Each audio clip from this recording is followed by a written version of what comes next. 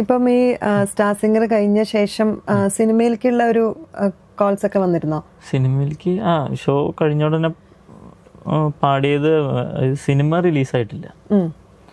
പാടി വെച്ചിട്ടുണ്ട്, പുറത്ത് വന്നിട്ടില്ല. എത്ര പാട്ട്? അത് പാടിയത് ഒരു 2 പാട്ടാണ് പാടിയത്. പിന്നെ ഇടയ്ക്ക് ഇങ്ങനെ നമ്മൾ ഈ എറണാകുളത്ത് ഈ കമ്പോസേഴ്സ് ഒക്കെ ഇങ്ങനെ ട്രാക്ക് പാടാനും ഒക്കെ ആയിട്ട് എല്ലാവരും വിളിക്കുന്നുണ്ട്.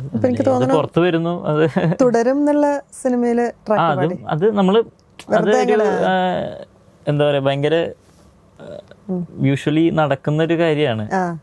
ഇപ്പൊ എറണാകുളത്ത് ആരാളുടെ ബലറാം പാടാറുണ്ട്, അരവിന്ദും എല്ലാവരും സ്ഥിരം പാടും. അപ്പൊ ഏതെങ്കിലും ഒന്ന് ഓർക്കാകുമ്പോ പുറത്തു വരും. അങ്ങനെ പിന്നെ ചിലത് നേരെ ട്രാക്ക് പാടാനല്ലാതെ തന്നെ മെയിൻ പാടാന്നുള്ള ഉദ്ദേശത്തോട് തന്നെ വിളിക്കും. അങ്ങനെയൊക്കെ ചിലത് പുറത്തു വരും, ചിലത് വരില്ല. അങ്ങനെയൊക്കെ അതൊരു ബോണസാണ്, ഇരിക്കാൻ പറ്റില്ല എന്നുള്ളൊരു